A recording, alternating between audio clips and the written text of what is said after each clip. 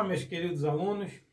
Vamos para mais uma aula com o nosso assistente, o Robin, em que falaremos sobre todos os conjuntos já estudados, né? Nós vamos expor aqui os conjuntos que já estudamos e vamos inserir, né, o maior de todos, pelo menos até esse ponto, né, que é o conjunto dos números reais, né? Nós vamos estudar, então, no final desta aula, o conjunto dos números reais. Mas vamos começar recapitulando os conjuntos que já conhecemos, né, através de gráfico, né? Primeiro, conjunto dos números naturais. Mas tem um conjunto que é maior do que os números naturais, que tem os elementos dos números naturais e mais alguma coisa, né, que é o conjunto dos números inteiros, que a gente chama de Z. E tem um outro conjunto que vai englobar os naturais e os inteiros. Então, esse conjunto ele tem os números naturais, ele tem em si os números inteiros e mais alguma coisa, que é o conjunto Q. E nós estudamos também que existe um outro conjunto à parte, que é o dos irracionais, né?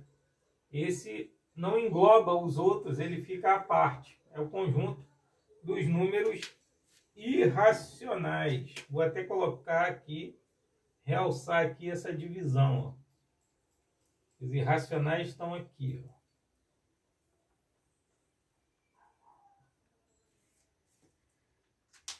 Então, vamos nomear, né, para a gente recordar. O N, naturais. O Z, inteiros.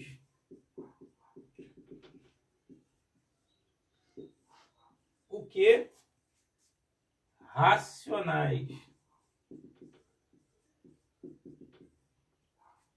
E o I, de irracionais.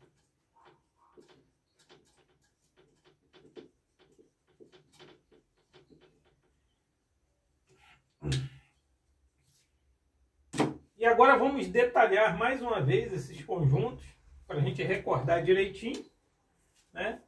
Conjunto dos números naturais.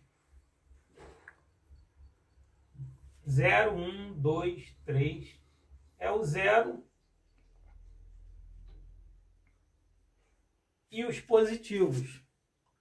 Conjunto dos números inteiros.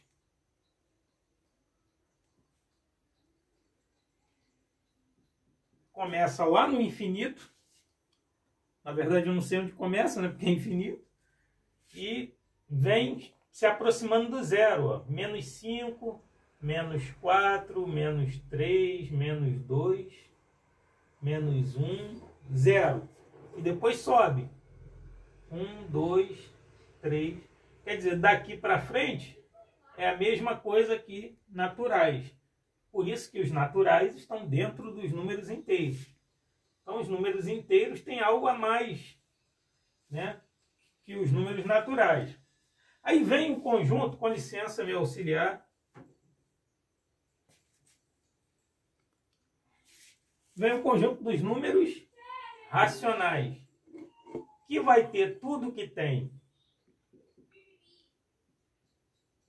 nos inteiros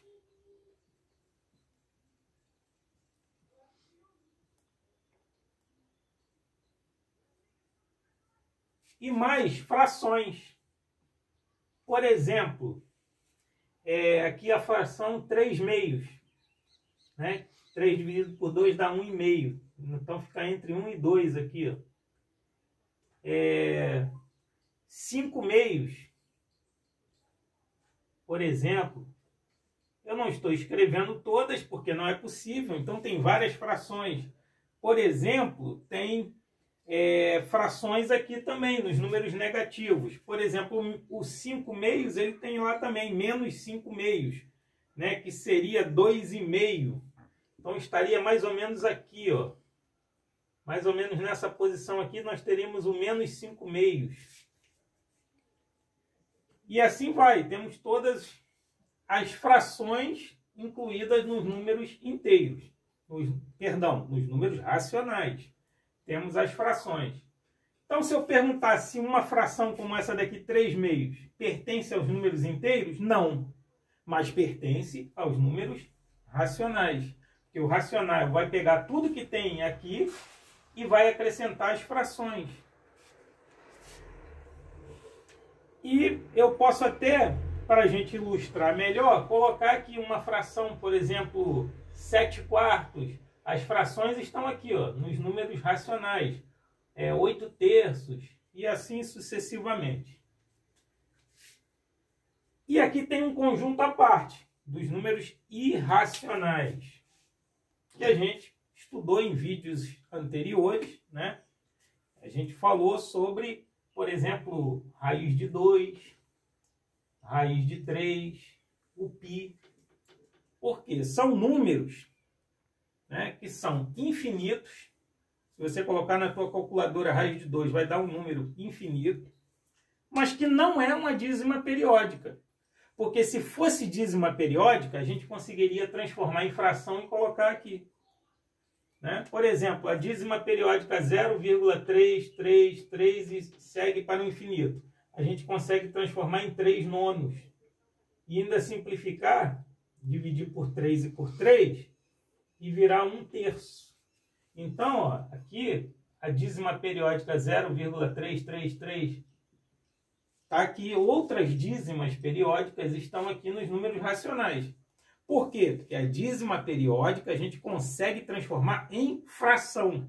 E sendo fração, se encaixa nos racionais.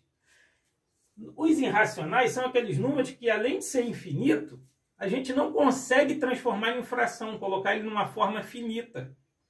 Então, esses são os números irracionais. Por exemplo, raiz de 7, raiz de 5 e outras raízes, outros números, né, que vocês vão conhecendo, né, vão ir conhecendo ao longo do estudo da matemática. Então, já temos aqui a apresentação desses conjuntos todos. Tudo isso aqui é recapitulação. Só que se eu juntar tudo, juntar os racionais, que engloba os inteiros e os naturais, com os irracionais, se eu fizer um pacotão juntando tudo, eu vou ter um conjunto chamado de reais. Que a gente representa por esse R aqui com a perna dupla. É o conjunto dos números reais. Então, juntando tudo, eu tenho os reais. Então, vamos partir agora para uma análise usando uma simbologia matemática que é a do está contido e não está contido. Então, vamos avançar.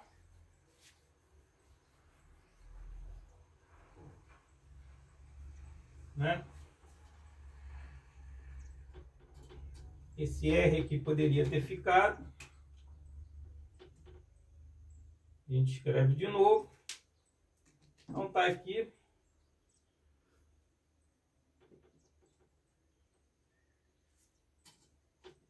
Vamos manter somente esse gráfico.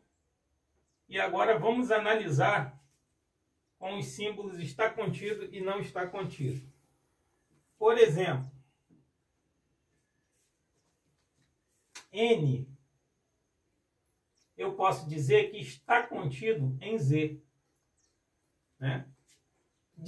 Usar esse símbolo aqui de está contido é o mesmo que dizer que o N está dentro do Z. Então essa parte aberta aqui vai ficar voltada para o conjunto maior. O maior é o Z, porque o Z engloba o N. Então eu digo que N está dentro de Z, ou seja, N está contido em Z. Eu posso dizer também que Z está contido em Q. Pelo gráfico a gente vê que é verdade, ó. O Z está dentro do Q, então ele está contido no Q. Nós podemos também dizer que o Q, podemos dizer que o Q está contido no R. Porque o Q está dentro do R, porque o R, já sabemos que ele engloba todos esses conjuntos. Podemos dizer também que o conjunto dos irracionais, o I, esse I duplo aqui, ele está contido em R. Ele está dentro do R. E também podemos dizer o contrário. A gente pode chegar aqui e dizer assim, ó, Z contém N. O Z contém, ó, a boca aberta para o conjunto maior. O Z, ele contém o N. Porque ele tem o N dentro de si. Ó, o Z tem o N dentro de si. Então, eu posso dizer também que o Q, ele contém o Z. E eu posso dizer que o R, ele contém o Q. Eu posso dizer que o R, ele contém o I. E se o R contém o Q e contém o I, eu também posso dizer que o R contém o Z, contém o N. Claro, porque estão dentro do R. Então, após esta análise, de inclusão, eu quero dizer algo importante para finalizar esta etapa.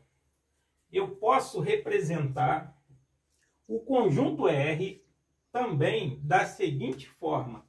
Eu posso fazer a seguinte afirmação verdadeira. R é igual a Q união, símbolo de união, com I. O R é Q união com I.